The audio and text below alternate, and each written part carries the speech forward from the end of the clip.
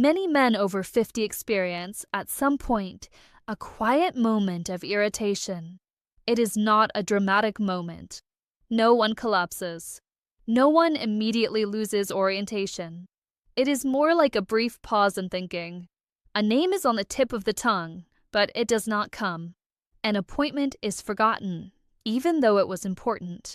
A thought suddenly takes longer to form, and almost always the same inner sentence follows. This is normal at my age. I understand this thought very well, but it is precisely at this point that I would like to meet you today. Not with fear, but with orientation and hope. Because what many men accept as inevitable aging is in reality a gradual process, and processes do not run uncontrollably. They follow biological rules. And precisely for that reason, they can be influenced. Alzheimer's is not a sudden event. It is not a switch that is simply flipped one day. It is a slow transformation in the body that often begins decades before the first symptoms. And this is a crucial realization, because if a process begins slowly, then there is also a long period of time in which it can be accompanied, mitigated, or slowed down. Many men come to me with the same concern. They have witnessed how a close person, a father, a brother, a friend, has changed little by little. Not all at once, but over the course of years. And almost always I hear the same question: could something have been done earlier? The honest answer is yes, but not with individual measures, and not with quick solutions. The great misunderstanding when it comes to brain health is that we reduce it to the brain alone. We talk about memory exercises, puzzles, concentration training. All of this has its place, but it does not go far enough, because the brain is not an isolated organ. It depends on every single system in the body, on blood circulation, on metabolism, on inflammatory burden, on the supply of oxygen and nutrients. When these foundations fall out of balance over years, the brain begins to respond. Not immediately, but steadily. Another point that many underestimate is the role of chronic, silent inflammation. These inflammations do not cause acute pain. They do not immediately lead to a doctor's visit, but they permanently affect blood vessels, nerves, and cells. Especially in the brain, such processes can disrupt communication between nerve cells, worsen blood flow, and impair mental performance in the long term. This does not mean that every lapse in memory is a sign of Alzheimer's, but it does mean that the body sends signals very early. At this point, there is an important message that is personally very close to my heart. Alzheimer's is not a personal failure. It is not a sign of weakness, and it is not an unavoidable fate that one must watch passively. It is the result of many small factors that accumulate over years. And this is exactly where the opportunity lies. My name is Dr. Angelina Stone. I have worked for many years with men in later stages of life and focus intensively on the relationships between blood circulation, metabolism, inflammatory processes, and cognitive performance. What I see again and again is this: it is rarely the big decisions that make the difference in the long term. It is the small daily habits. What we eat, how we eat, and in what context we combine certain things. In recent years, research has increasingly focused on natural foods, not as a replacement for medicine, but as a supportive influence on biological processes. This is not about individual miracle remedies, but about the interaction of certain substances. That is precisely why today we are not looking at just one food, but at a combination: cloves and honey, not as an old home remedy, not as folk medicine, but as an example of how natural substances can accompany processes in the body that are relevant to brain health. Perhaps the most important thought you should take away from this first part is this: mental decline begins early, but precisely for that reason, there are many starting points to consciously counteract it. This is not about being afraid. It is about taking responsibility. Not perfectly, not radically, but step by step. And this is exactly the path I would like to walk together with you in this video. When we talk about natural support for brain health, we must be very precise.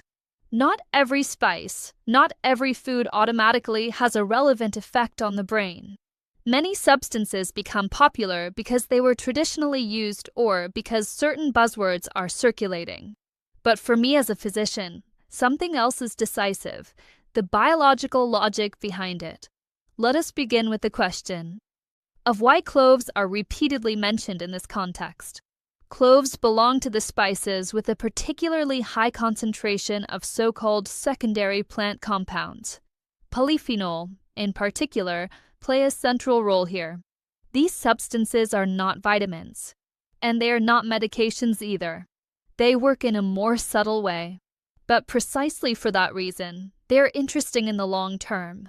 Polyphenol have been the focus of research for years because they can influence processes that are associated with oxidative stress and inflammatory reactions.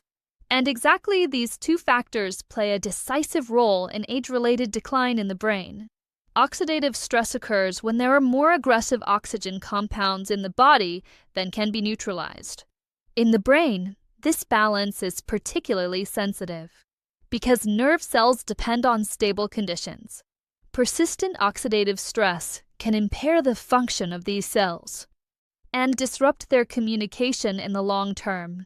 This does not mean that a single food can stop this process, but it does mean that certain substances can contribute to reducing this burden. Another aspect that is relevant when it comes to cloves concerns inflammatory processes. Many inflammations in the body occur silently, without fever, without pain. Especially at an older age, such low-grade inflammations can persist over long periods of time. In the brain, they act like a constant stimulus that interferes with natural regeneration. Here, too, the following applies. Cloves are not a remedy, but their components are associated in a scientific context with a modulation of such processes. Now we come to a point that is often overlooked. Even the best plant-based substances are of little use if they are not properly absorbed by the body. And this is exactly where honey comes into play. From a medical perspective, honey is far more than just a sweetener. It does not consist of sugar alone. It contains enzymes, trace elements, and bioactive substances that make its effect more complex. What is decisive, however, is something else. Honey acts as a carrier in the body. It can help to make certain plant-based substances more bioavailable, not because it enhances them, but because it facilitates their absorption. Especially with spices such as cloves, whose active compounds are highly concentrated, bioavailability plays a central role. A substance can be as interesting as it may be. If it does not reach its target site, its effect remains theoretical. The combination with honey changes this context. It creates an environment in which certain substances can be absorbed more evenly and more gently. Another point that is important in connection with honey concerns metabolism. With increasing age, the way the body processes energy changes. Strong fluctuations in blood sugar place a burden not only on the cardiovascular system, but also on the brain. Honey acts differently here than refined sugar, not because it is healthy in the classical sense, but because it is processed in a more complex way. This, too, can be relevant in the overall context. So why is the combination of cloves and honey interesting? Not because of a single effect, but because of the interaction of several factors. Reduction of oxidative burden, support of a more balanced level of inflammation, improved absorption of plant-based substances, gentler integration into metabolism, all of these aspects are unspectacular on their own. But taken together, they can have an influence. And this is exactly where an important misconception lies that I observe frequently. Many people expect a noticeable effect after just a few days or weeks. But brain health works differently. It is not about rapid changes. It is about long-term conditions. Natural combinations do not work like a switch. They work like a slow adjustment. This also means Not every person benefits to the same extent. Genetics, lifestyle, physical activity, sleep, and many other factors play a role. The combination of cloves and honey is not a substitute for medical care, but it can be a building block within a larger overall concept. And that is exactly what this video is about. Not about promises, but about understanding. Because only those who understand can make conscious decisions. When people talk about natural combinations, a misunderstanding arises very quickly. Many do not ask, how does this fit into my daily life? Instead, they ask, how much do I have to take, and how quickly will I notice something? This is exactly where I want to slow things down deliberately. Because when it comes to topics like brain health, this way of thinking is not only unhelpful, but often counterproductive. Natural combinations do not work through quantity. They work through regularity, through integration into everyday life, and through interaction with other factors. This also applies to the combination of cloves and honey. It is not about consuming as much of it as possible. It is about giving the body a repeated signal, a signal of calm, of nourishment, of balance. A common mistake is to view such combinations in isolation. People change nothing about their sleep, nothing about their stress level, nothing about their physical activity, and then they expect a single food to compensate for a process that has developed over years. That cannot work. Brain health does not arise from a single measure. It arises from an environment in which the brain can function. Another common mistake is impatience. Many people try something for a few days, perhaps a week, and if no noticeable effect occurs, the topic is discarded again. Yet, especially with the brain, changes are rarely noticeable immediately. It is not about a feeling in the head. It is about conditions that improve slowly. You cannot measure this like blood pressure. You cannot feel it immediately like muscle strength, but you can influence it in the long term. Timing is another important point. Not every time of day is equally suitable to confront the body with certain stimuli. The brain, in particular, responds sensitively to phases of activity and regeneration. Many processes that are important for memory and clarity do not take place during the day, but during phases of rest.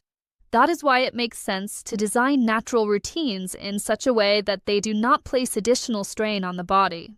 Not as a stimulant, but as a companion. Now I would also like to talk about caution.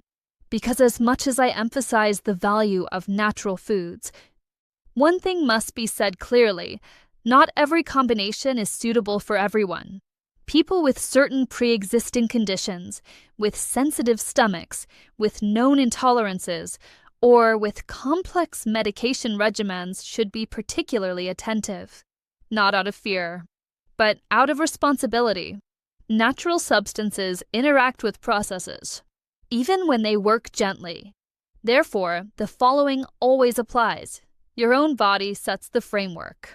What is particularly important to me in consultation is one's inner attitude.